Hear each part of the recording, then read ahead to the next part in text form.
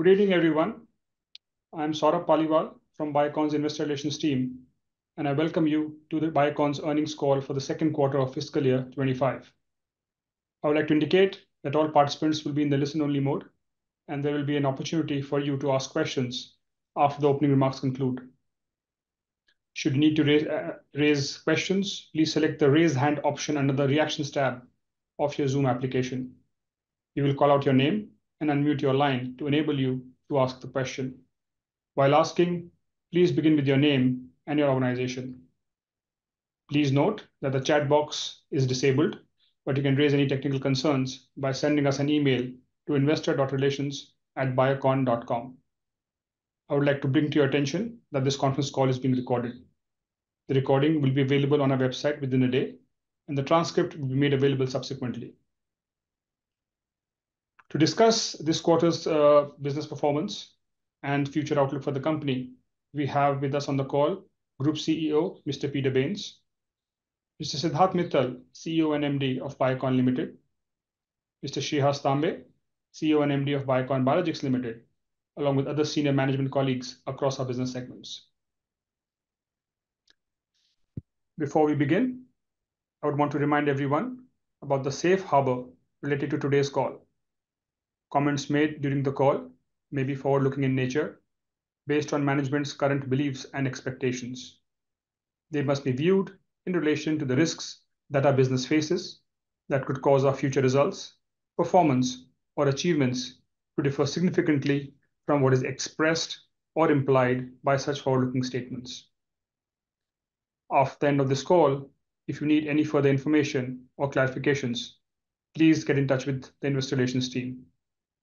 With this, I would like to turn the call over to Mr. Peter Bains for his opening remarks. Over to you, Peter. Thank you, Saurabh, and good evening, everyone. Can I begin by wishing a very happy Diwali to you all and to your families. We appreciate you taking time out to join us today during this festive time in India. Ahead of presenting the results in detail, I'd like to start with some high-level remarks. Led by reported operating revenue growth of 4%, but up 8% on a like-for-like basis after adjusting for revenues from the Indian branded formulation unit in Q2 24, the overall Biocon Group performance in Q2 25 has come in line with our expectations. While the biosimilars business reported healthy double-digit growth, overall performance has remained relatively muted due to continued pressures in the generic business and a marginal decline in Syngene's revenues. We maintain our outlook for a transition to accelerating growth in the second half of the fiscal year, with Syngene returning to growth, maintained momentum in our biosimilars business, and a recovery in generics in the latter part of the second half, driven by the launch of our first GLP-1 generic in the UK. A clear highlight for the quarter has been the highly successful refinancing of the long-term debt by Biocon Biologics through a bond issue and a new syndicated loan facility on improved terms. I will expand on this later when discussing the biosimilars business performance. Let me now move on to present the financial highlights for the quarter. At the group level, total revenue was 3,623 crore, a flat performance year on year and a degrowth of 21% quarter over quarter on a reported basis. However, total revenue grew 7% year on year and 3% sequentially on an adjusted like-for-like basis after excluding revenues from the divested BFI business and one-time income from Bicara in Q2 24 and one-time income from the Eris transaction in Q1 25. Revenue from operations was 3,590 crore, up 8% year on year, and an adjusted basis 5% sequentially. As mentioned in my opening, this reflects a balance of performance at the segment level, where biosimilars revenue from operations grew 19% on an adjusted basis, 11% reported, while research services and generics saw year-on-year declines of 2% and 8% respectively. On a sequential basis, both research services and biosimilars recorded operating revenue growth, with Syngene growing 13% and biologics growing 5%, while generics declined by 5%. Group core EBITDA for the quarter stood at 992 crore, down 10% from last year and representing a core operating margin of 28%. Quarterly R&D investment spend stood at 200 crore, corresponding to 17% of revenues, excluding Syngene. Reported EBITDA for the quarter stood at 718 crore with a margin of 20%. Profit before tax and exceptional items stood at 72 crore versus 238 last year, and reported net loss for the quarter was 16 crore on a higher tax basis, geographical split in profits, and minority interest. Adjusting for exceptional items, the loss stands at 13 crores. Let me now turn to the business segment highlights and start with the generic business. Here, revenue from operations was 624 crore, a decline of 8% year-on-year and 5% sequentially as a result of maintained demand and pricing challenges and a planned facility shutdown. Core EBITDA for the quarter was 98 crore with a margin of 15%. R&D spends at 67 crore, representing 11% of segment revenues, was up by 14 crore for the same period last year, reflecting continued investment in our strategic peptide portfolio, as well as other complex molecules. EBITDA for the quarter stood at 36 crore with a margin of 6%, reflecting lower core EBITDA and increased R&D investment seen during the quarter. Profit before tax for the quarter was a loss of 9 crore. Moving now to the business updates, let me start with business development. And here, our preparations and mobilization to address the global GLP market opportunity continue to build, and we were pleased to sign licensing agreements with two leading pharmaceutical companies in the Middle East and Brazil, respectively, for the commercialization of our GLP-1 products in these important regions. A key win during the quarter was securing a tender to supply everolimus tablets in a MOW market, with supplies expected to commence this quarter. On the regulatory front, there has been significant activity and progress, with 7 market filings, including 1 ANDA in the US, and we also received 6 approvals, including 2 ANDAs in the US, for sacubitril and valsartan tablets and daptomycin for injection, respectively. In September, the US FDA conducted GMP inspections at 2 of our API facilities, Site 1 and 2, both located in Bengaluru. These inspections resulted in the agency citing 3 and 4 observations, respectively. The company has responded to the observations with CAPA plans within the stipulated timelines for both inspections, and we await agency feedback. Earlier in June this year, our API sites in Vizag, sites 5 and 6, were inspected by the FDA. Both inspections have been successfully closed with the receipt of establishment inspection reports on both sites. While performance for the quarter has been muted, it's nonetheless consistent with our expectations and previous guidance and reflects a balance of continued pressure on our existing business, phasing of new products, and maintained investment in R&D to support pipeline delivery, and of course, especially for our peptides and our other complex products across both API and formulations. Looking ahead, we expect recovery in the generics in the second half of the fiscal year, and we expect this performance to build over the 2 quarters, driven by new launches, including the launch of liraglutide in the UK in quarter 3, as well as injectables such as micafungin and daptomycin in the United States. We also expect sales to benefit from the impact of ongoing cost improvement programs. Moving now to our biosimilars vertical, where I'm pleased to report that Biocon Biologics continues to make good progress as it consolidates the acquired Viatris business and has delivered strong year-on-year growth, as well as achieving several key milestones in the quarter. In the United States, we continue to deliver strong performance across our product portfolio. Our oncology franchise, comprising Ogivri, biosimilar trastuzumab, and Fulphila, biosimilar pegfilgrastim, is witnessing robust demand, and we have reported marked year-on-year market share increases, with Ogivri increasing to 18% from 11%, and Fulphila rising to 21% from 15%.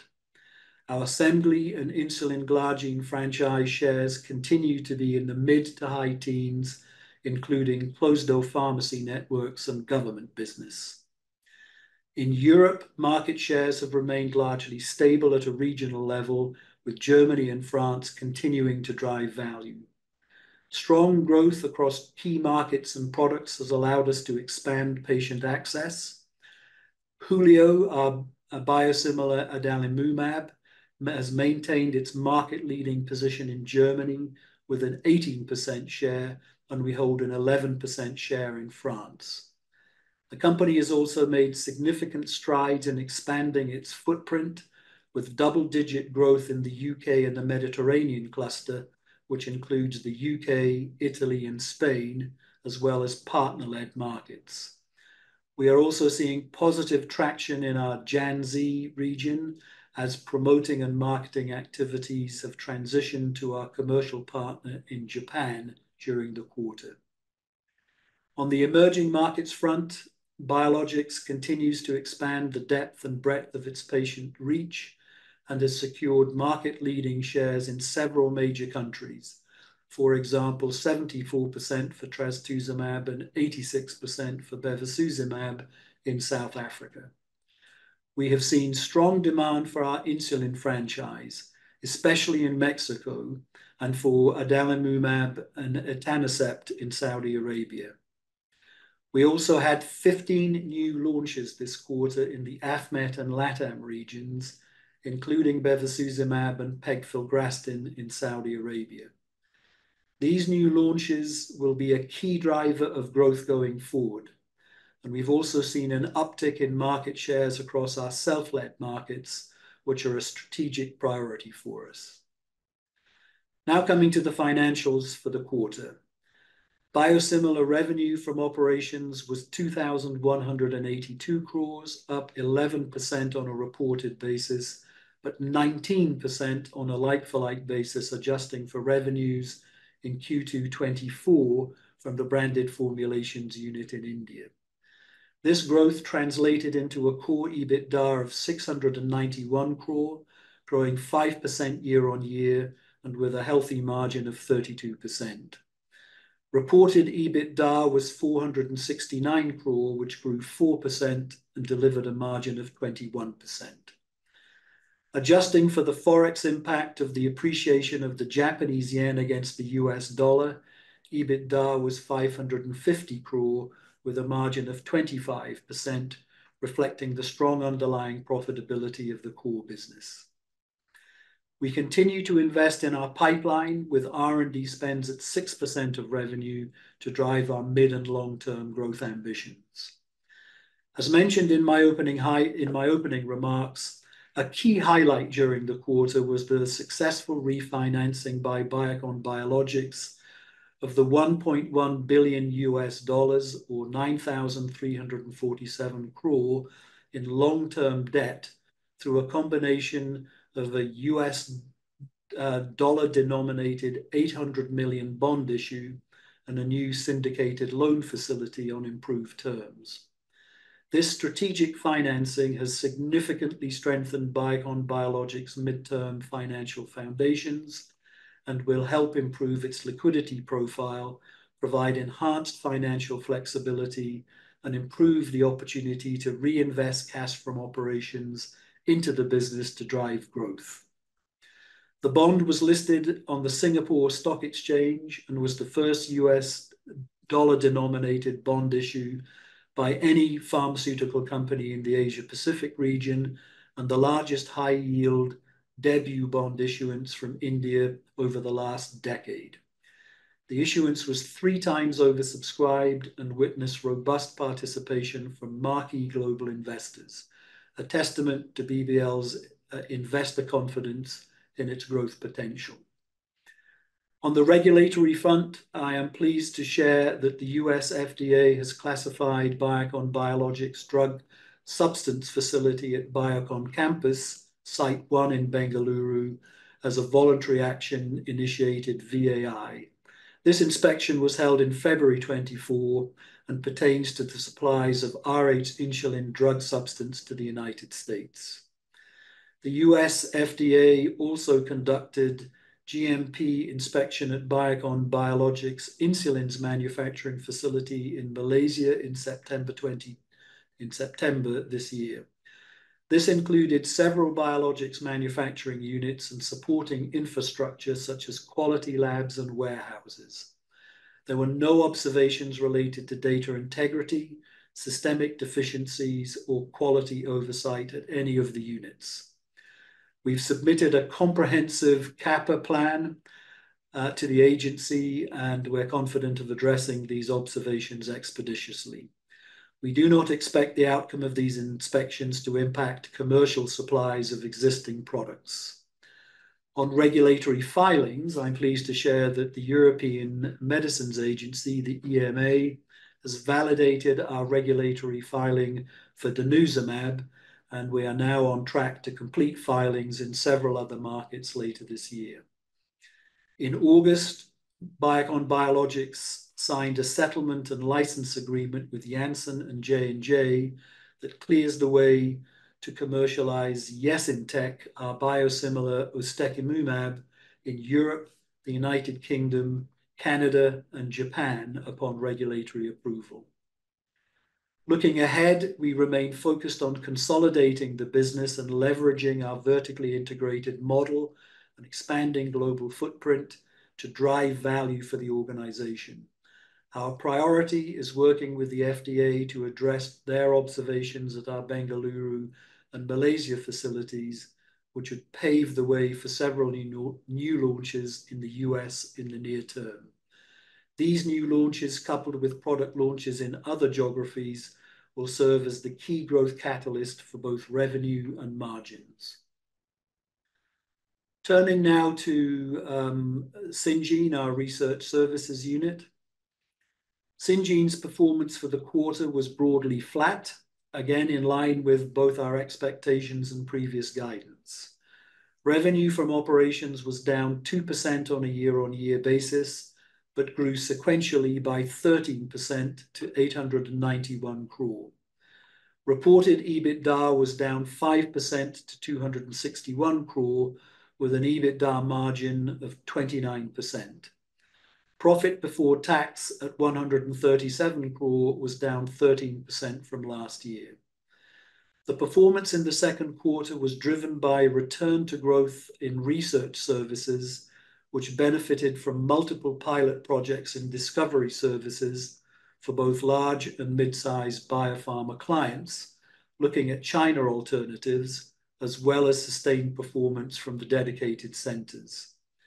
There are early positive signs of recovery in discovery services, with healthy interest from clients and increased RFPs or requests for proposals and on-site visits. Syngene successfully concluded over 60 audits in the first 6 months of the year, representing an increase of 36% as compared to the same period last year.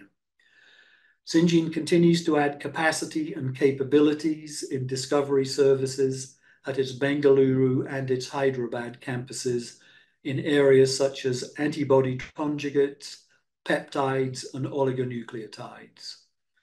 In development and manufacturing services, Syngene continued to see good traction in its biologics business and early-stage process development projects in its small molecules business. Delivery of both the early-stage projects and the pilot projects has been strong, which provides Syngene with now a solid foundation for the future growth. The repurposing of the biologics manufacturing facility acquired in December last year remains on track to commence operations in the second half of this fiscal. There are early signs of stabilization and improvement in the early-stage discovery market. There is momentum building from the pilots, and with a strong third quarter underway, Syngene remains on track to deliver within its guidance range for the full year. Turning briefly to novel molecules, I'm very pleased to report that Bicara Therapeutics, US-based clinical stage biotechnology company in which Biocon has a minority shareholding, successfully closed its initial public offering, its IPO, in September this year and raised gross proceeds totaling USD 362 million. On its IPO, Biocon's stake in Bicara was diluted to 10.7%. I will conclude now by saying that while the group's financial performance for the quarter and the half year has been relatively muted, we reiterate our guidance of a transition to acceleration and growth through the second half of the fiscal year. Business and operational trends are pointing in the right direction in Syngene. Robust momentum is being maintained in biosimilars, and new product launches are coming into line of sight for our generics business. We are looking forward to an improved second half.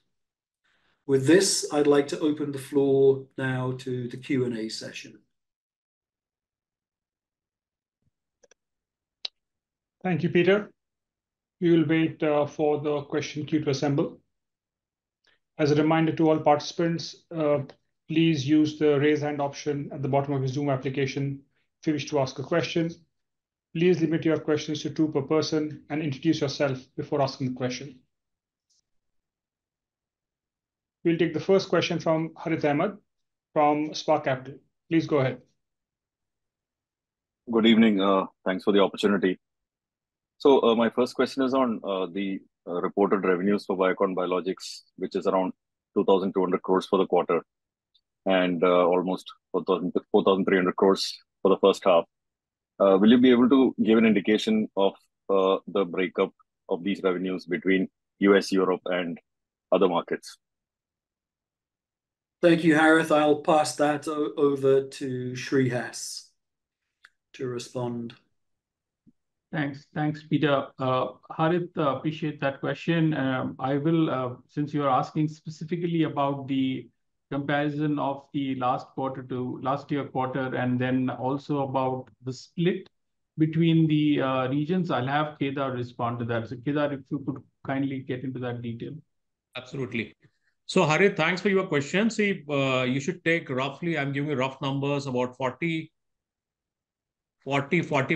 of the revenues are contributed by North America, about 30% by Europe, and balance 30% by emerging markets. So that's a rough split across the regions in quarter 2. And that's sort of playing in a narrow band over various quarters of the current year. Okay. And Kedar, if you can provide the R&D spends at Biocon Biologics for the quarter, I could find the R&D spend at the consolidated level, but just for Biocon Biologics, if you could share that, that would be helpful. Yeah, it's about $17 million, Harith. That's about a little higher than 140 crore for the quarter in Biocon Biologics. Okay. And last one from my side is on the net debt movement quarter on quarter.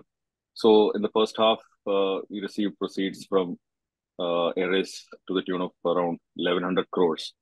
But despite that, there is an increase in net debt at a consolidated level of around 400 crores. I understand there's an outflow related to the deferred consideration to Viatris, but the number I'm seeing is around 840 crores. So just trying to understand why there is such a high negative free cash flow during the first half.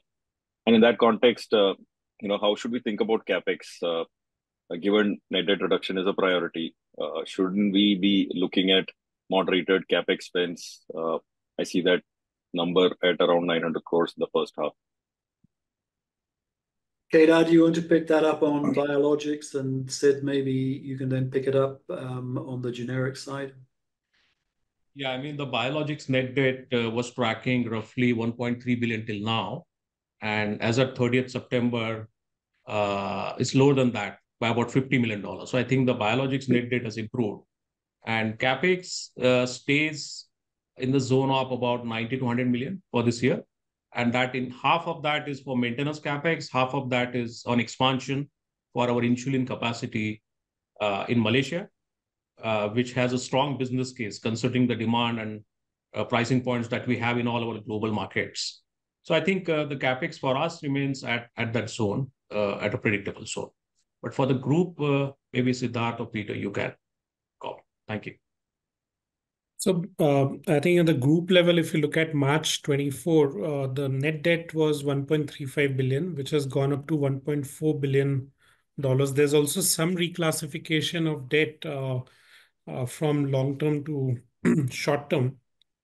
But of course, that doesn't change the overall number. But I think Kedar did talk about the capex investments. Same as the case in generics business, where we continue to invest in some of the capex projects which are going on to support our investments, especially in the peptide area. And we, of course, have taken steps such as refinancing the debt, which gives us immediate relief in terms of the cash repayment. But in the operational cash from all the businesses would support these investments, and these investments are required to show the growth. So I think we would see free cash flows starting, and as you see the businesses grow and the capex cycles go down.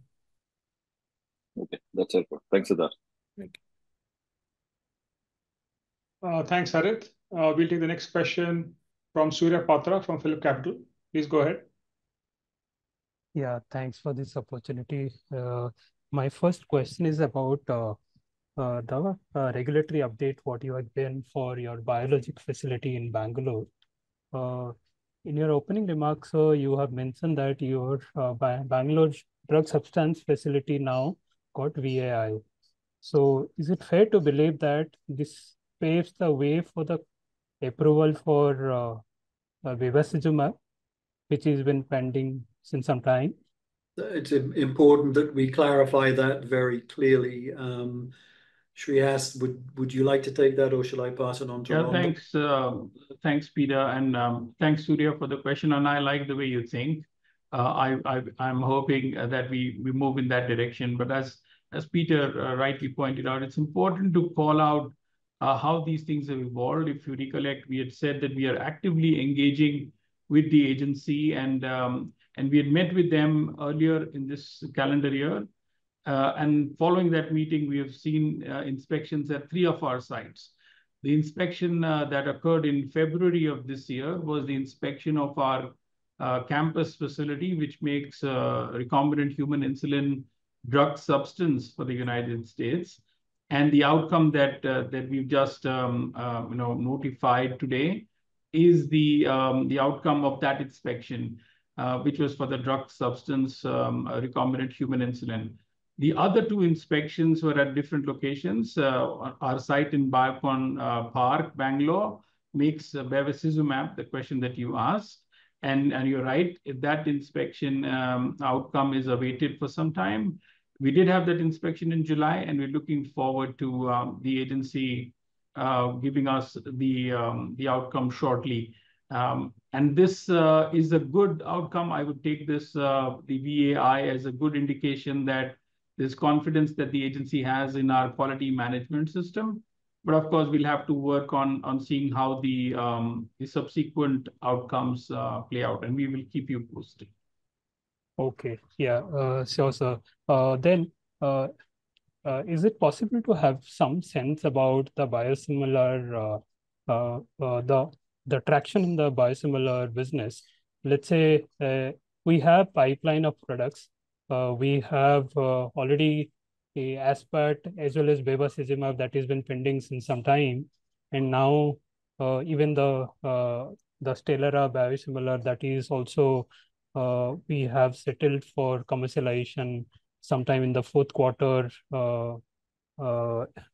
this year, and I think the so given that, what kind of a traction that one can anticipate, or what are the key catalysts, let's say, if not in the next 6 months or 1 year, let's say 3 year timeline, if you consider FY27 as the kind of target year, what are the key catalysts for your biosimilar business that you do believe? Thank you, sir. That's a wide-ranging question, and one that I think we'll be very pleased to answer based on the visibility of the pipeline that we have, and an outlook in that time frame that would enable us to look at potentially 5 product launches coming up in the near to midterm. You've picked on some, but Shreehas, perhaps you can expand a little bit more on that in that time frame. Thanks, Peter. And Surya, you're absolutely right. You pointed out 3 products that are awaiting approval. That's in the very, very short term. We've a couple of more products in the horizon that you talked about. We are progressing very well, and I think the opportunity ahead of us is very exciting. We do not see any other biosimilar for Aspart at this point in time. We've said in the past as well that the agency has clearly given an indication that there is no outstanding question on the science or the dossier at this point in time on Aspart. So once we get past the inspection, we look forward to launching that product and bringing it to those in the United States. But it's important to point out that these products, both the Aspart and bevacizumab, have been approved by all other agencies, and we continue to grow market share for bevacizumab in Europe. So we are very excited about the oncology franchise in general, and we're looking to add bevacizumab to our oncology franchise in the United States as well. Stelara, as you have pointed out, the biosimilar that we've developed, we are looking to be in the first wave of products that will launch in Q4 of this year. And once we have the FDA outcome, which we are expecting it to be positive, we will be looking to launch that product. And it is a sizable opportunity again. So these 3 are, I would say, very near term. Following this are the 2 other products that you just referred to. One would be denosumab, where we announced today in Peter's opening remarks, he talked about the fact that EMA has validated our submission, and we should be in a position to be there at the time of market formation. So I think that is really going to be putting us in a very strong position and driving growth for us in Europe. Likewise, you have aflibercept, which we will be looking to launch in mid of next year in Canada, even as we work through the process in the United States. So clearly, over the next 3 or 4 years, like you've outlined just now, till 27, we have 5 or more products that are coming on. And let's not forget, there are several more geographies that we will bring these products to. So clearly a very exciting time ahead for Biocon Biologics. Sure, sir. With your permission, just can I ask 2 more clarifications? One to Kedar.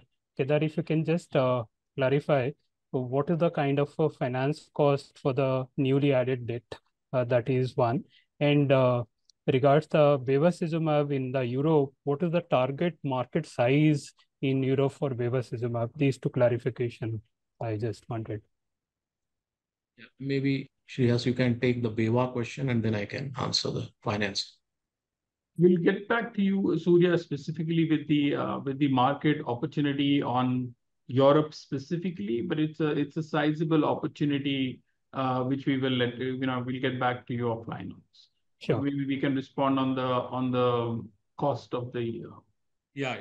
So Surya, we have issued the bonds with a 5-year tenure, and the coupon is about 6.67% to be paid semi-annually. That's the 800 million component of the whole 1.1 billion refinancing. For the balance 300 million, it's linked to SOFR. We have a spread of about 175 basis point. And both these initiatives are lower than what we would have paid on the current acquisition debt. Okay. This finance cost is lower than the earlier one that you mentioned. Sure. Yeah. Okay. Thank you. Thank you, Surya. Yeah. We'll take the next question from Neha Manpuria from Bank of America. Yeah, thanks for taking my question. My first question is on the margin for BBL.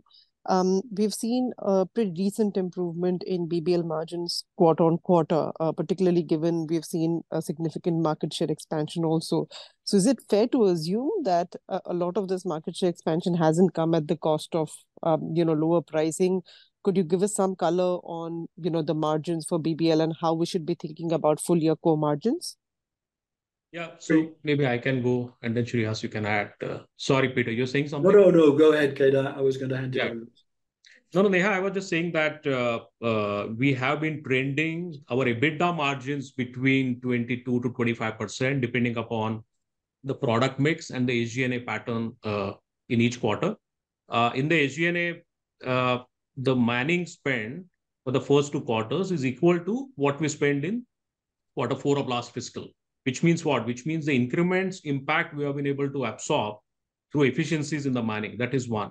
Outside manning cost, we are lower than the average of the Q2, Q3, and Q4 of last fiscal by more than 15%, which means the integration costs, consulting, and many other spends that we have had, we have been able to optimize as we are running the business fully in our hands, right? So these are the 2 things we have done on the SG&A. On the gross profit, you are right that we have not seen too much of an impact. And you could conclude that the growth has not come at the cost of pricing. And to some extent, whatever price erosion that we had estimated, that has played out to that extent, not more. So I would leave it there. But as an impact of all of this, the EBITDA margins are trending at that range. And there is no specific guidance that we want to give at this point of time. But considering the business is stable and the mix of geographies and products stays at the current level, we are likely to sort of operate in that zone. Understood, Kedar. My second question is on aflibercept. Given that the outcome of Amgen's patent litigation and a likely launch at risk, how does this impact the market opportunity for us when depending obviously on our patent litigation outcome? But any thoughts there? Shreyas, if you'd pick it up. Thanks, Peter. Thanks, Neha. I think clearly, we are watching this space as you are with a lot of interest, and clearly we wouldn't want to speculate what a competitor would do and whether they would or wouldn't do. So at this point in time, we clearly look at some of the developments that are occurring in this space. It's a very attractive, interesting opportunity. It's close to $9+ billion in sales, in innovator sales. There is a very strong position that we've got at this point in time. We've got a mixed judgment at this stage at the district court level, and we're very confident in moving this with the options that we've got ahead of us. There's obviously going to be the other developments that will keep happening around us, but it just tells you that there is a possibility that these things can be worked around, and there will be a possibility where there could be an opportunity for all players. And we continue to remain very excited about it in the time ahead. Understood. And at the moment, any timeline on the, guidance on timeline of the launch? I know obviously the litigation, is ongoing, but your sense of what would be the best case? No, we do not have an indication of the timeline at this point in time, Neha.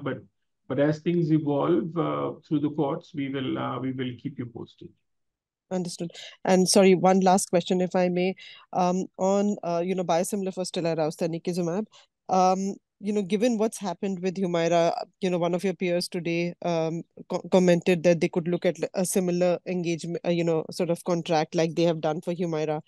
Does that make the opportunity for Stelara tough in terms of us being able to get market share, when we launch the biosimilar? Or do you think there's some lessons we've learned from, the Humira market formation that probably makes Stelara a little bit easier for us?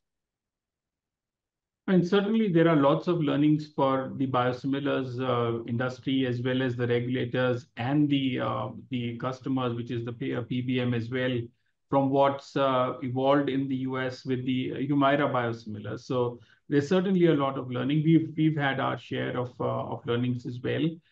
We continue to watch this closely, and there will be learnings as well as we go along with new products. We have a very high quality product and a very strong commercial engine in the United States. We've been very successful in the medical benefit space, as you can see when Peter presented in his opening remarks, the market shares that we've got over the course of the last 1 year, where all the products that we've brought to the market, both in the medical benefit space and in the pharmacy benefit space, are close to a fifth, and some of them now trending towards a fourth of the market, which is a very sizable gain in terms of market share. So some of these things will evolve. Stelara biosimilars will fall in the same pharmacy benefit space as the Humira biosimilars. And we will be certainly looking to see how to play that game and how to win there. So this will evolve over time, yeah. But is it fair to assume that we'd probably get better market share than, what's happened in Humira, as a starting point? That will always be the hope, certainly. Okay, thank you so much. Thank you, Neha. We'll take the next question from Damayanti Kerai from HSBC. Hi, am I audible? Yes. Okay, thank you. Thank you for the opportunity. So my first question is on Humira biosimilar, adalimumab. So some recent industry reports suggest that biosimilar share in the market has picked up to 20% plus compared to, say, low single-digit market share 6 months back. But that happened mainly on the Cordibis arrangement. So just want to understand how market is evolving. What are you hearing from payers, etc.? Because earlier I understand you mentioned market will open up significantly starting next year, and then maybe you see much better pickup.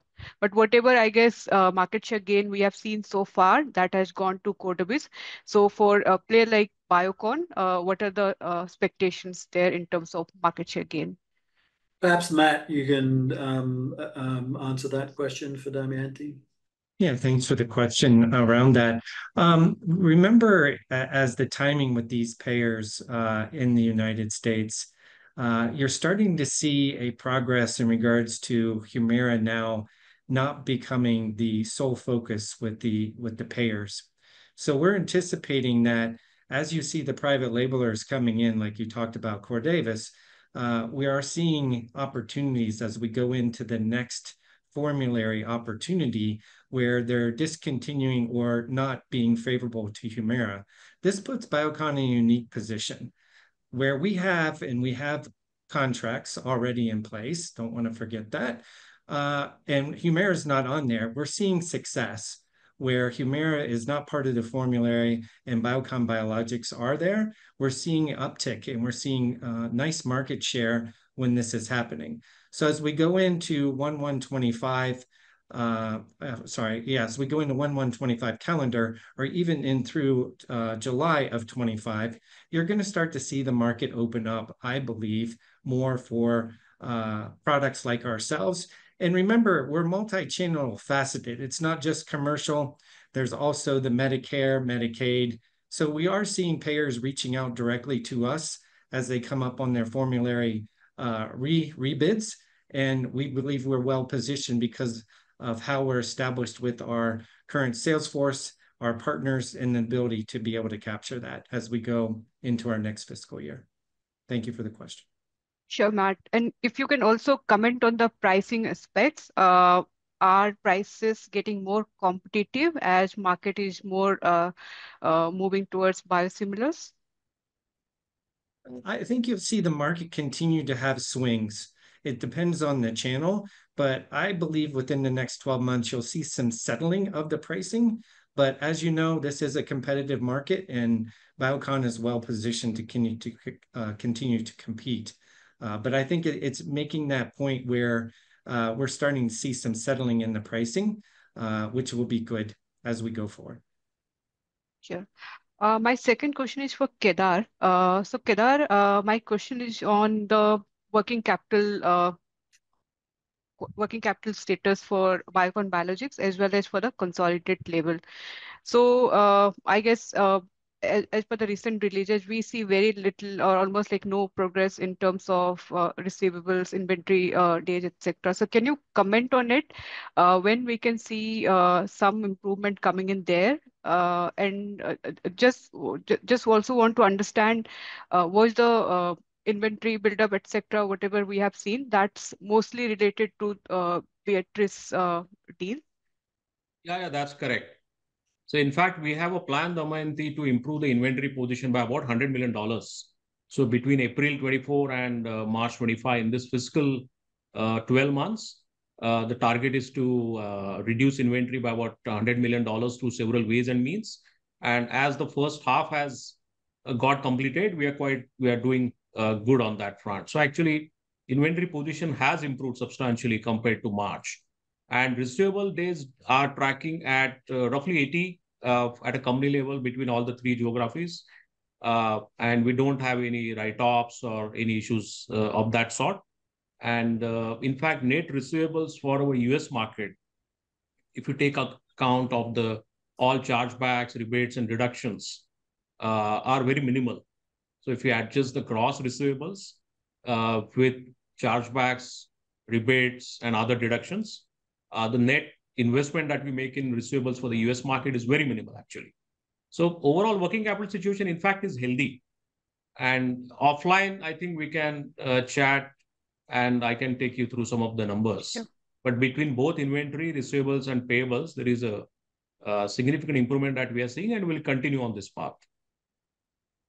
Sure. And like one last question from my end. Again, I think during the current quarter results, you mentioned you booked around 260 million exceptional income, which is related to liquidation of some inventory and then reversal of provision, which you have taken in last fiscal year. So of the remaining provision, how much of that can further see any liquidation, or what do you think on the provisions which you have already created in there? Yeah. So if you recollect, last year in December quarter, we had created about $28 million of provision under exceptional category because that inventory came during the acquisition. And out of that, about $3 million we have liquidated this quarter. And underlying activity for packaging, relabeling, moving it to other markets, that is on at a very brisk pace. I won't be able to give you one specific number, but we are focused on ensuring that eventually there are no write-offs or we don't have to destroy that inventory. And as you go forward in December or March quarter, you'll see some numbers getting booked in the same exceptional line. But focus is there. And as I mentioned, the underlying activity on moving it to different markets with different label, all that is continuing with actually a specific mini project of its own. Okay, sure, Kedar. That's helpful. Thank you. Thank you, Damayanti. We'll take the next question from Palak Shah. Please go ahead.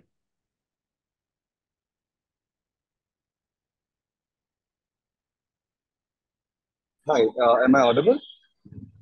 Yes. Yes. Yeah, I just wanted to check on the update on our liraglutide filing with US FDA. Alec, I'm sorry, I didn't hear the question completely. Yeah, I just wanted to check for an update for liraglutide DMF filed with US FDA. Okay, liraglutide for the FDA. Sid, can you address that one? The liraglutide DMF, since you asked that specific question, the DMF was accepted by the FDA, and of course, the ANDA, which was filed for liraglutide, is under review. We have made significant progress, and especially in the peptides, the key aspect that the FDA looks at is the API, and the API sufficiency letter or the DMF sufficiency letter is clearly a big win for us, where they have accepted the API impurities and the characterization. And as far as the drug product is concerned, they've this product was also filed from Biocon Biologics injectable facility, for which, as we've discussed earlier, we are awaiting inspection outcome and the classification, and we expect the approval sometime in the next calendar year. And in the meantime, we are also including another CMO from Bangalore, where we have taken up batches, and we'll be including that site as an alternative site in the file. All right. And lastly, for Kedar, what's the net interest cost reduction from this quarter onwards after the refinancing of the debt? Palak, we've not got good reception. Could I ask you to repeat the question, please? Yeah, I hope I'm audible now. Just wanted to check with Kedar, what's the net interest cost reduction that we'll see from this quarter onwards? Given the refinancing? Yeah. So the existing date, acquisition date, was variable linked, and the refinance date is fixed for the bonds portion and variable for the the syndicated facility. And as you can see that for the syndicated facility, there is a saving of about 15 basis point. Current loan was SOFR plus 190, 195. The new one is SOFR plus 175. So there is a 15-20 basis point savings there. And if you compute the spread over SOFR, the new loan is linked to typically 5-year US Treasury. That's how the pricing of the bonds is done, because you compare that with the 10-year, which is 5 years. So you can't compare exactly like to like, but one should assume there will be a 20 to 30 basis point saving, all in all. So, Kedar, in terms of rupee that will save, absolute number from this quarter onwards, is what I'm looking at. Yeah, my suggestion is maybe, Palak, we should let's look at December numbers and we will be able to quantify it better. Because we report our functional currency is rupee. And there is a natural hedge, but reported numbers may look different. So maybe from December quarter, we'll be able to track it better, Palak. Yes, but we are looking for reduction. Another thing we have been able to do, Palak, is the issuance costs, the debt issuance costs have come down as well from the existing facility versus the new refinancing that we have been able to do. Sure, Kedar. I wish a very happy festive season to go ahead. Thank you so much. Thank you, and very happy Diwali to you as well, Palak. Thank you. Thank you, Palak. We'll take the next question from Amesh Alke. Please go ahead.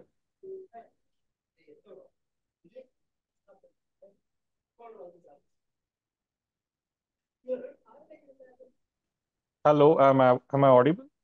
Yes, you're Amesh. Yeah. Thank you for taking my question. So, first question I have is, there have been studies in the US that says that the difference between the interchangeable biosimilars and the normal biosimilars, or the non-interchangeable ones, in terms of clinical outcome, is not significantly different. So, if at all US FDA makes this interchangeability redundant going ahead, what kind of market dynamics changes you see going ahead, and will it benefit us, player like us, or you think it would be detrimental considering the entry barriers could be low there? Thank you, Amy. I mean, I think the directional answer there can be seen through the lens of Europe, but let me ask Shreehas to pick that up with regard to the focus on the United States. Thanks, Peter. I think that's a very fair question.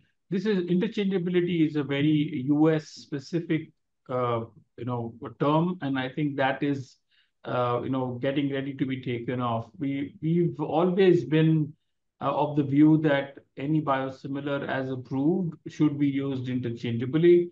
We've seen that happen in all globally. In Europe, it's been there all forever. It's the case in Japan. Is the case in most of the other countries except for the United States. And I think there has been an act of the parliament, there's been an act now on the FDA. So there is obviously a lot of traction that the agency themselves are seeing, because they believe that that this is no longer a necessity to be used interchangeably. Once it's approved as a biosimilar, it should be allowed to be used interchangeably. It does create a artificial barrier for biosimilars, and then barriers for affordability to patients and those in the United States particularly.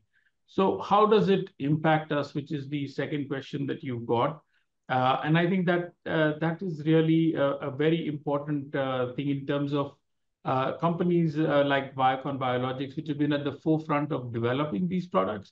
We've always been for access and expanding access. So this plays very much to that objective, and we're very well placed to develop them, because it doesn't mean that it will reduce the burden in any which way in terms of how the science is developed.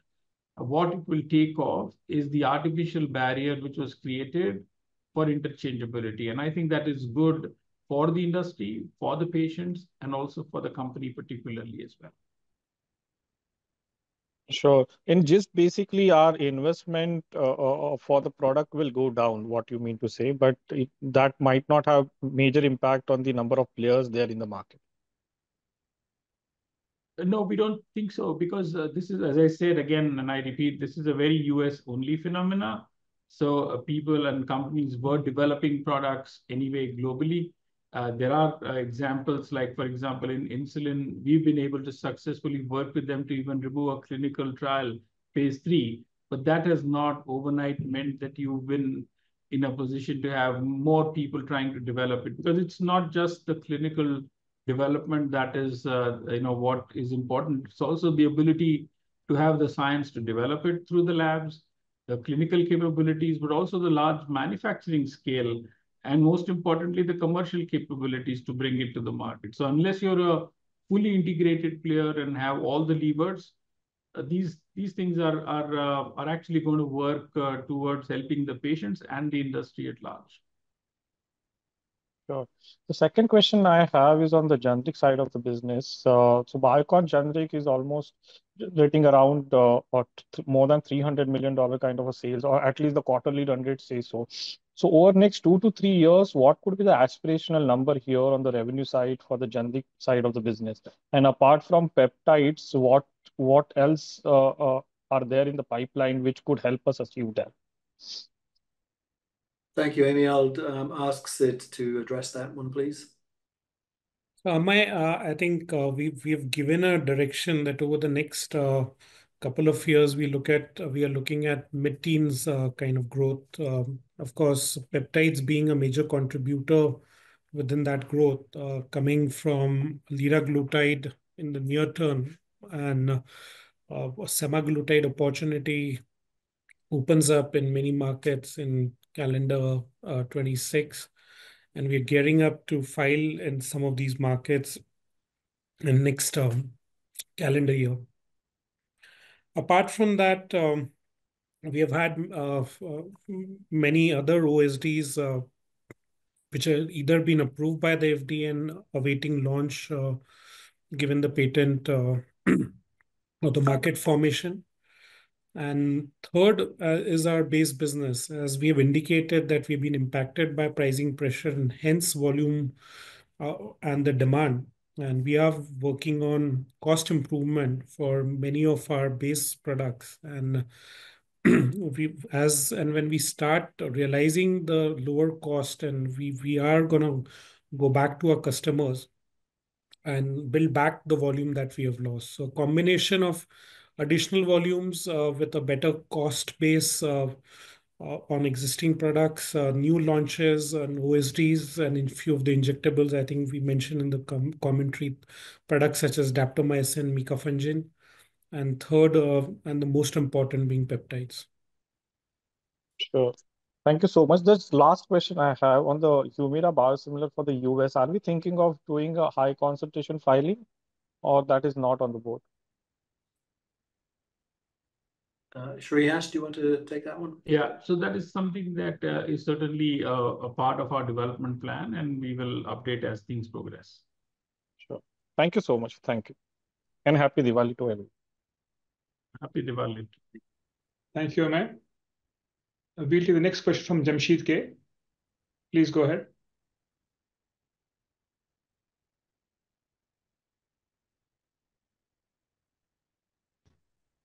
Jamsheed, your line is open. You may be on mute, Jamsheed.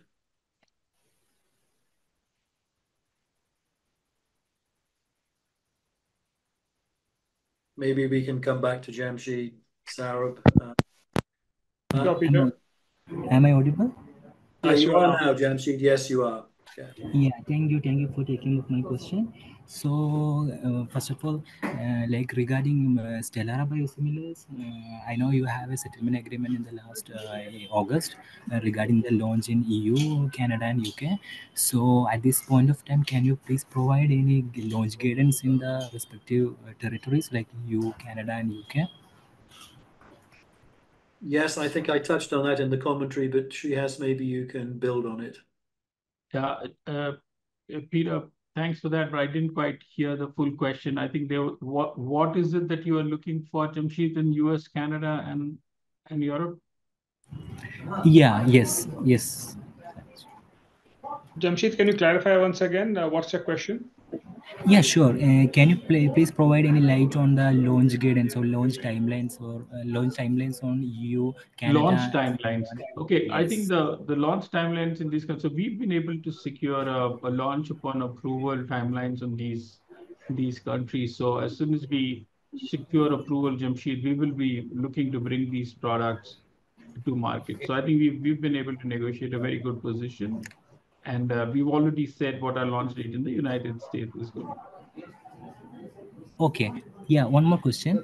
So we can see the the originator Janssen has already different SKUs like pre-filled pen and pre-filled syringes.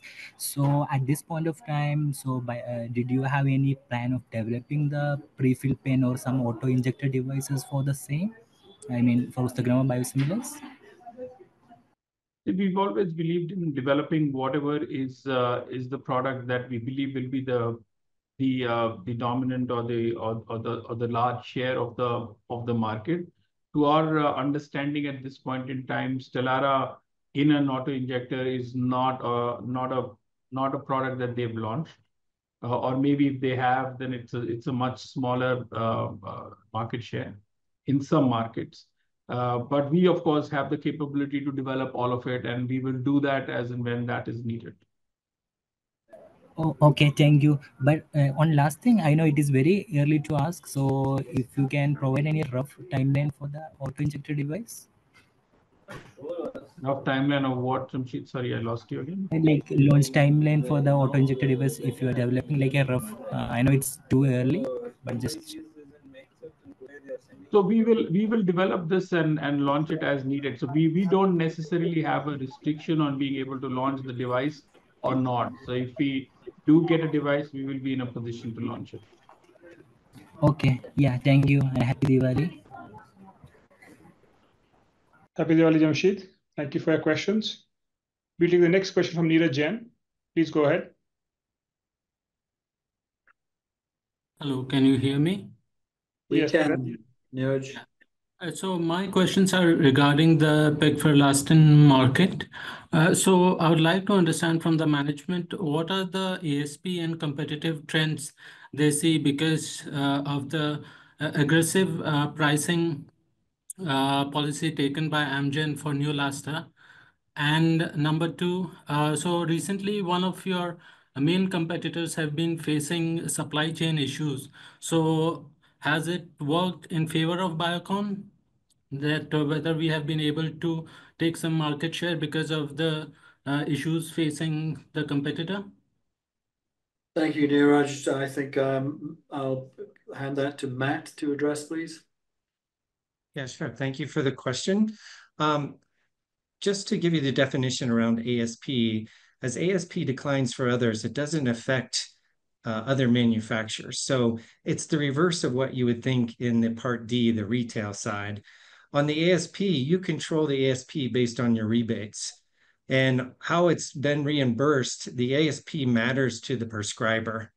So you first get contracts with the payers, then the prescribers look at the ASP, And the ASP favorability from the prescriber standpoint, because the way they're reimbursed, the highest one or the one that's the most that high or the category in which there's other players on that higher ASP becomes something then that the healthcare provider would consider more than something that's declining. So in this market, your ASP is individually to you as the manufacturer. So as others rebate or the ASP declines, it does not affect Biocon. And I think that's why you're seeing a lot of favorability, as Peter and Srihas both explained, in regards to our market share. Our ASP continues to be a strategic initiative for us, and not just lowering it, but understanding the profitability and how it impacts the market. As it relates to the secondary question, could you repeat that? I didn't quite hear the second part of it. Sorry. Yeah, sure. So one of your main competitors in this market has been facing supply chain issues. So like my point was that whether it has worked in our favor. Yeah, look, we're well positioned. Certainly, as other manufacturers have issues, we're here to supply.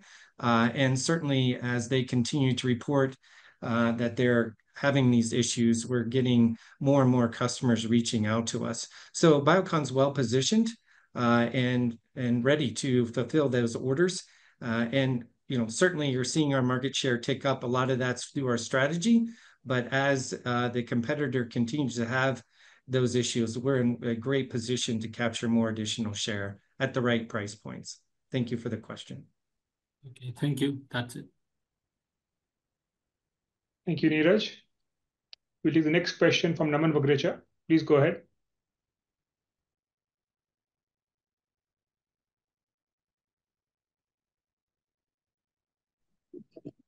Hello.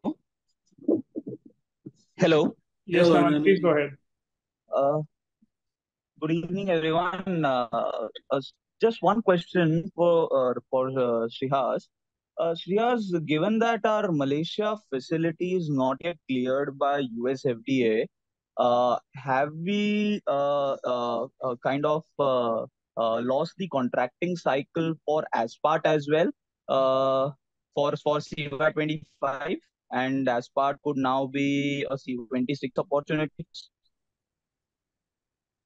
So at this point in time, we are still looking to see at what time we get that approval. The two things to remember, Naman. One is the contracting cycle, as you rightly pointed out, will be in that July to October time frame.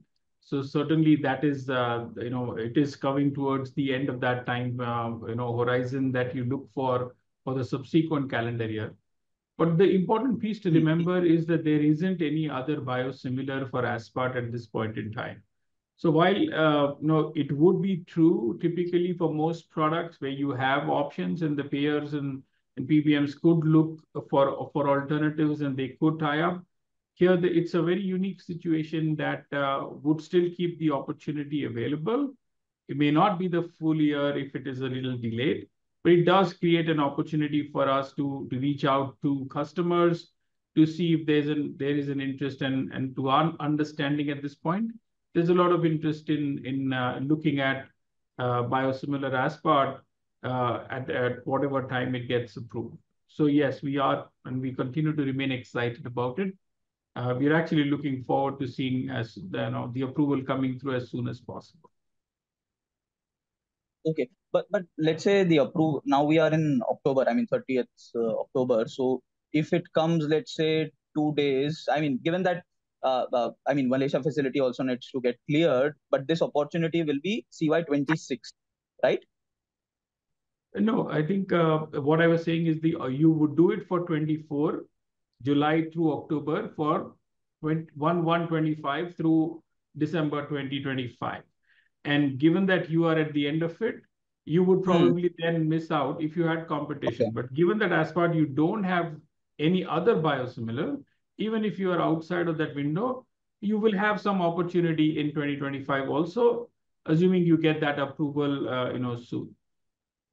So okay, can you help me in terms of, let's say, timelines? I mean, in terms of what would be your best case scenario by when can we get the facility cleared, and once the facility is cleared, how many weeks or months will it take for us to launch the product? Yeah, I mean, it's a great question. It's a little bit of a exercise in hypothetical number at this time, because we can't really speak on behalf of the agency. There are, of course, defined framework in terms of how the agency operates. We have, responded to all the observations. As you know, we were given a OAI status earlier this year, and the inspection was conducted. So we have responded to that, and the CAPAs are with them because they came back for an inspection. We will look to get a positive outcome out of that inspection, like we have just got a VAI status, which is a positive outcome for the India facility, which makes the RHI drug substance. Hoping that we get a similar outcome in Malaysia as well. It would then allow us to respond to the CRL and then get the agency to approve it, because that was the only open item that was outstanding at this point. So it's a little bit of an exercise, as I said, in the hypothetical, but we will be talking about a few months, not several quarters in the mix, if the approval is right. Okay. Thanks. And one question to Sid. If you could provide me the net debt number, I missed in the your earlier comments. Net debt for Biocon console, including the structure that we had done, and similarly the net debt for Biocon Biologics, if you could please. So the net debt at the group is $1.4 billion, and Biologics as of September is $1.27 billion. Okay. Thanks a lot. Happy Diwali to all of you again. Thanks. Thank you, Naman. We'll take the next question from Tushar Manudhane from Motilal Oswal. Yeah, am I audible? Yes, Tushar. Yeah. I joined late, so maybe this question will be repeating. Just wanted to understand this, as far as Biocon Biologics, the core EBITDA margin has improved, let's say, quarter-over-quarter. So if you could throw some light there first. Sure, Tushar. We did cover it, but Kedar, maybe you can explain again, please. Yeah. So Tushar, it will be difficult to point one specific reason for the improvement in core EBITDA. As you know, core EBITDA is a derivative of your geography mix, your product mix, your pricing strategies, your inventory movements and things like that. So I think it's still in the zone. It's about 32%, like what we highlighted on the slide. So I think it's still in the zone. And despite improvement in core EBITDA and subsequently reduction in R&D, we see the EBITDA margin still lower quarter-over-quarter. So yeah, so the OPEX which has increased, say quarter-over-quarter, is that the number to look for on an ongoing basis as far as Biocon Biologics? Yeah, Tushar. So OPEX is part of core EBITDA in the sense that core EBITDA reported is after the OPEX. So that is not a reason. I think you should adjust the yen related mark-to-market loss that we had to book this quarter because of a sudden and sharp appreciation in the dollar yen, which, by the way, after September has weakened again. So some of the mark-to-market that we have booked might potentially reverse, but obviously we won't be able to quantify that now. But if you adjust that, we are at 25% EBITDA, Tushar. Understood. Yeah, that's it from me. Okay. Thank you. Thank you, Tushar. We'll do the next question from Yash Darak. Please go ahead.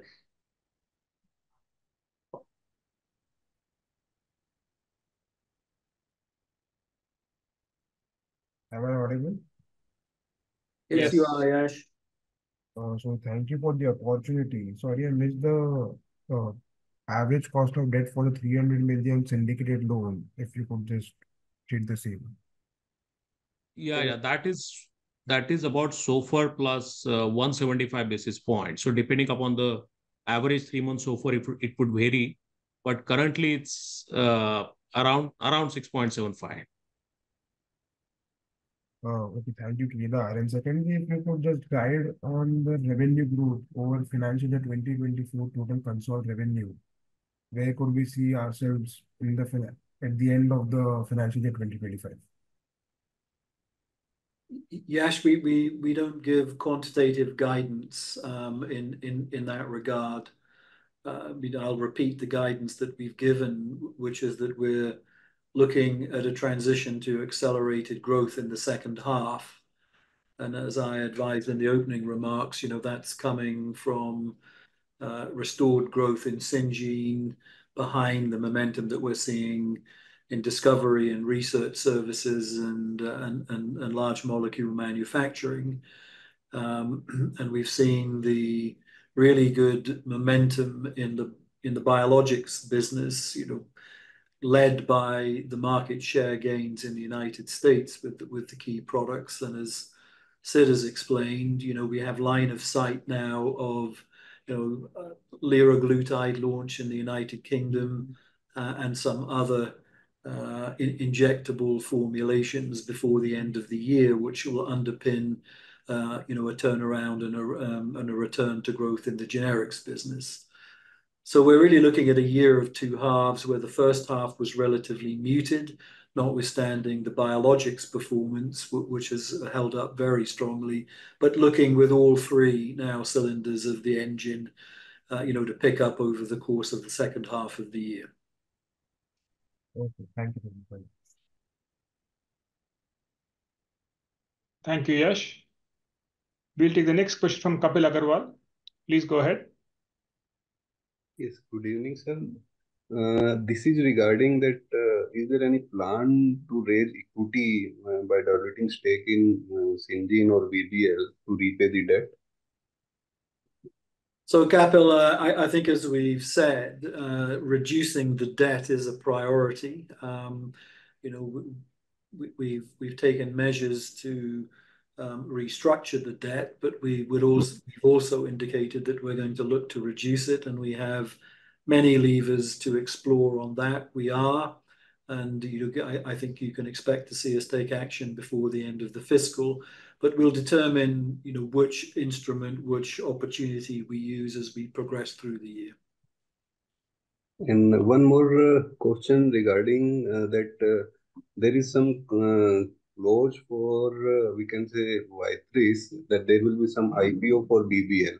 So any timeline or when we can expect the IPO or BBL, something, any we can say guidance on this thing?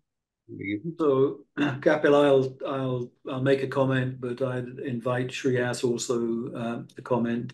An IPO clearly remains, an option for the BBL business, but the timing of that will be when it's right, and that will be a combination of many factors, the market factor, the business momentum, and so forth. So it's clearly something that we have as an option, and it's clearly something that we'll be tracking, but we'll only do it when the circumstances are right to achieve a very successful IPO.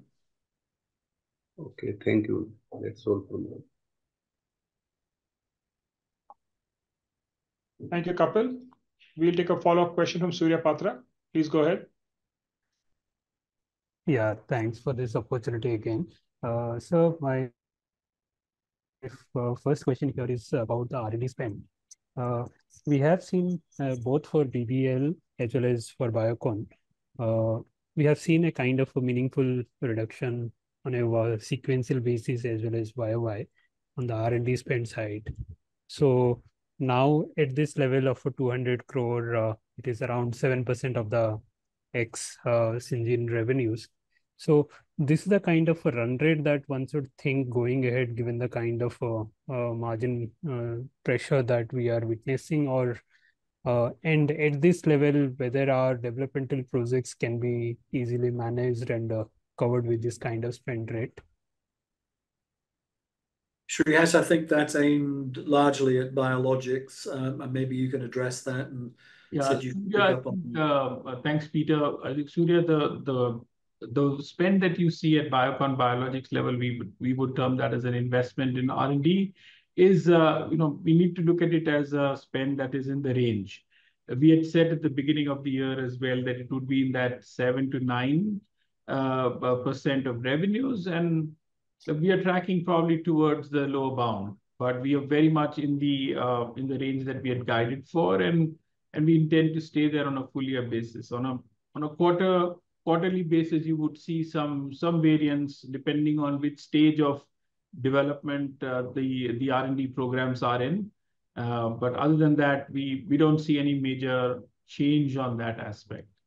And since I have you back on the line, we looked up the numbers on the European opportunity for bevacizumab, and that's about $1.2 billion as reported by independent databases. Just closing that piece as well. Sure. Yeah. Surya, let me also just add a point of emphasis to Srihas's response. It's important to understand that R&D spend is not a constant. It's a reflection of the investment behind assets at different phases of their development, and not all phases carry the same cost. So it's perfectly natural for R&D spend to move within a range as you build and evolve and progress your pipeline. So as Srihas said, we would expect our R&D spend in biologics to work within that kind of a range, 6% to 9%. Sure. Yeah. My second question and last question is about the generic small molecule business. So here, in fact, we used to have when we have been only focusing more about APIs, we have been seeing a kind of decent margins there. Of late, we have seen a kind of a moderation there. So while we are anticipating a kind of mid-teens growth led by various initiatives that we are taking, so how should we think about the profitability and the margin trending, let's say, over the next 1 or 2 year period? In fact, we are now having integrated operation, both API as well as formulation in the market like US and all.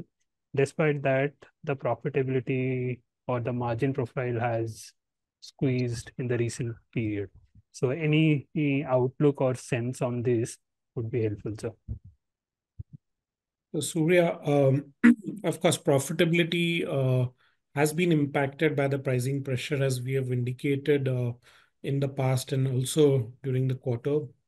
As you can see that the majority of our revenues are coming from US, unlike many other competing companies, where it's well spread out to other geographical parts of the world, including India, which is a branded business with high margins. But we are quite dependent on the US at this time. And that's why we keep emphasizing on our regional expansion, that over a period of time, we would have revenues come from other parts of the world. Now, coming back to US, yes, we continue to see pricing pressure, both on our formulation business as well as API, which are being sold to the US customers who are also facing pressure. Now, we do expect, as I had addressed earlier, some of the cost improvement plan, the benefits of these starting to realize, which will not only allow us to regain some of the lost business, but also improve the profitability on the existing products. Plus the new launches, of course, it is all finally dependent on the competition, that the products that we launch, if it's highly competitive, the margins are going to be probably on an average similar level as current margins. But if we do have less competition for some of the molecules that we're going to launch, then we could see a margin improvement. But directionally, the revenue growth that I indicated will come with better margins, but will be difficult to quantify that what those margins would be, given that there are still many variables out there. Okay. So just one more question about your earlier response to the similar point that you have indicated about cost optimization program for this peptide products, which will benefit. So here, what is the kind of a competitive situation that you are anticipating here? And that is one. And secondly, on the new tacrolimus facility, what is the update and what is the kind of a ramp up, when the real ramp up that one should anticipate and expect? We just got the approval from the European regulator sometime back. We also got the EIR from FDA, and we are currently maxed out in Bangalore as far as the tacrolimus is concerned. So we would be catering to additional volume from Vizag. We are talking to various customers. We have also one secured new customer contracts where once the customers' ANDAs are updated, we will start supplying products. And tacrolimus is not the only product. There will be other immunosuppressants which will be manufactured in Vizag. So that's all part of the mid-teens kind of growth which I indicated. It's all factored in there. Of course, nothing in the near term because we just got the EIR and our customers are updating their ANDAs. So for meaningful revenues to start, it would be more the end of next half or more in FY26.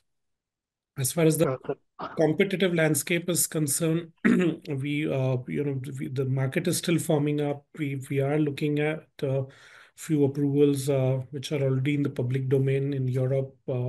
There's only one approval other than the authorized generic in the US. I think it'll be quite speculative for me to say how things would be because there's still some time for the launch, especially in the European countries, and we'll have to see how the market pans out there. Sure, sir. Thank you. Thank you, Surya. We are coming towards the end of the call. So we'll take, please, I'll request the balance participants, which are two, to please keep their questions short. We'll take the next question from Nimel Dahiya. Please go ahead. Thank you. Thank you, Mr. Paliwal. Can you hear me? Yes. Can you hear me? Yeah, thank you, Mr. Paliwal, for the question. The management would very kindly agree that Biocon has been probably one of the greatest wealth destroyers over the last 5 years for the investors. When do you think the investors can expect improved profitability and some kind of a relief from this continued poor financial performance from the company? Thank you. I'll start that. Thank you, Mr. Daya. Obviously, we wouldn't agree with you. We've been investing behind building what we believe can become very globally competitive businesses. Syngene has already established that credential with the acquisition of Viatris and the consolidation of that business. We're in the top 5 in the monoclonal antibodies. And the generic business, while small, has achieved very significant market shares in its chosen areas. Of course, we understand the financial pressures, that we're under, and we're working on that. And of course, we keep in mind, our investors and the desire that we have, to give them, a very competitive return on that investment. Of course, we realize we have much more to do to deliver on that, but I want to assure you that we are all working to that end.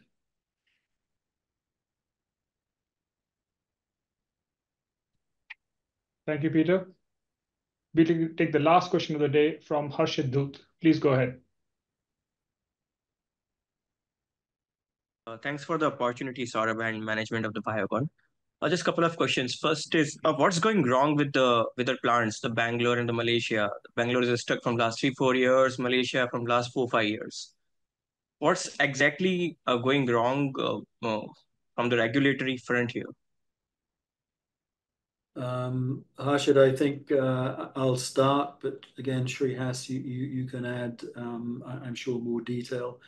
Well, clearly, what's not right at the moment are the 2 CRLs, and we've given quite extensive explanations of the characterization of those, the responses that we've put in, and the work we're doing with the United States FDA. to progress that to a satisfactory conclusion. But I think it would be, it would be proper to say there's a lot that's still right in those facilities. I mean, we have comprehensive approvals from many other agencies and have had, over very many years. So I think it would be improper to say that there's something fundamentally wrong. There are challenges that we're working to overcome in those, but we see them as surmountable challenges that we're working on. And behind that, we're reassured that the quality of those facilities, has been approved by many other recognized global health agencies. Shrihas, you may want to build on that. No, Peter, I think you summarized it well. And Harshit, I think Peter's response is quite holistic. There are several agencies around the world who continue to approve the facility. There's a lot of confidence in the quality management system overall. And even for the United States, we continue to supply product from these very facilities. As the market shares that we talked about, these come from the very facilities that we are discussing. So I agree with Peter when he says that there's nothing fundamentally off here. We've never had any of these systemic non-compliance issues. But the fact is, we acknowledge that we have to get over the hump, and we are working very hard to do that.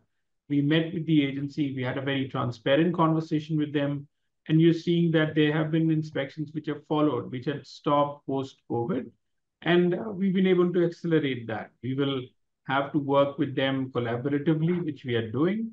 And we believe that we will find success. We believe the first one with the India campus site for the RH drug substance, the recombinant human drug substance, is a good beginning, a good start. It brings in some confidence. And we're looking forward to see how we can build on that. But we will continue to work with the agency. We're confident that success will eventually be ours sooner than later. Shreyas, every year we get some convincing argument from the management regarding the clearance of the plants, but we know that we are getting approvals from other agencies, but main opportunity lies in US FDA, right? It's a long time, so how should we get the confidence here? So a little bit of flavor here. I think it's yes, US is a large opportunity and a large market, but Europe is a large opportunity and a large market too. And so I wouldn't discount the others. That is not to say that the US is not important, and we continue to work on it. Our revenue split, which Kedar explained to you, is more or less evenly split, with US being at 40, the other two geographies at roughly 30% each, broadly speaking. But the US is important. And regardless of that, I think, as I said, Harshit, it is not about every year we hear this. It is more about every inspection we learn something. Aseptic processing is something that the agency has looked at very differently post-COVID. We are working with them to see how best we can address it. We've brought in global consultants to do that. We've also brought in folks and experts who used to work for the agency at some point in time, to see how we can better adapt to that learning. I know it can be frustrating, and it can be very, very difficult sometimes to see how these things evolve. Believe me, it's very frustrating for us as well. But we are committed to this, and we will continue to work with it before make sure that we get to that finish line sooner than later. Yeah, because the main story lies for the Biocon biologics business in these only, because anyways we are still struggling to ramp up the market share in the Humira also. So let's see when we will get the clearance of these plants. And second question is on the generics part. Siddharth, you said the liraglutide filing, sacubitril valsartan. So if I'm not wrong, everyone is chasing the liraglutide, right? And probably in every market. So how big this opportunity can be? And the second thing, for the sacubitril valsartan, are we manufacturing API on our own, or are we buying it from someone else? So let me answer the second one first. Yes, we are manufacturing the API on our own, and as also the formulation. We, of course, buy the intermediates separately from our KSM vendors, including valsartan, which we buy. Coming to your first point, liraglutide is still a global $3 billion opportunity. Of course, there's a huge shift of patients to semaglutide, which is almost now 50 billion, between 40 and $50 billion opportunity. As far as lira is concerned, what you see today is not what we believe is the true representative of the demand, because it's not fully serviced, given the focus has moved to semaglutide, and we definitely see with generics coming in an opportunity to expand the volume at the right price. And as far as what you said, that everybody's chasing this market, but very few have been able to get the approval. I think Peter did allude to the fact that our success was seen when we were the first company to get the approval for generic liraglutide in the UK, and that was the first liraglutide approved as generic product anywhere in the world, in any major market. And I also mentioned that we got our DMF sufficiency letter in the US, which was again the first company to receive so. There have been many other filers in the US who had filed way ahead of us, and they have not been able to achieve this landmark. So we definitely think we are very well positioned. We are also one of the very few vertically integrated company on the peptides. We do our API both through recombinant route and synthetic route. We do our own formulation, and we of course have vendors who have designed different devices for us. So we are very well positioned to capture the opportunity. But again, I think the whole investment in peptides is what you should look at broadly, because this is 3 billion small, but in the years to come, there are many, many more attractive opportunities which open up. Okay, thanks. Thank you, Harshit. That was the last question for this call. I thank you all for joining us today. If you have any further questions or need clarifications, please do get in touch with us. With this, I'd like to wish everyone a very happy Diwali to you all and to your families. And we will see you next quarter. Have a good night. Happy Diwali, everyone.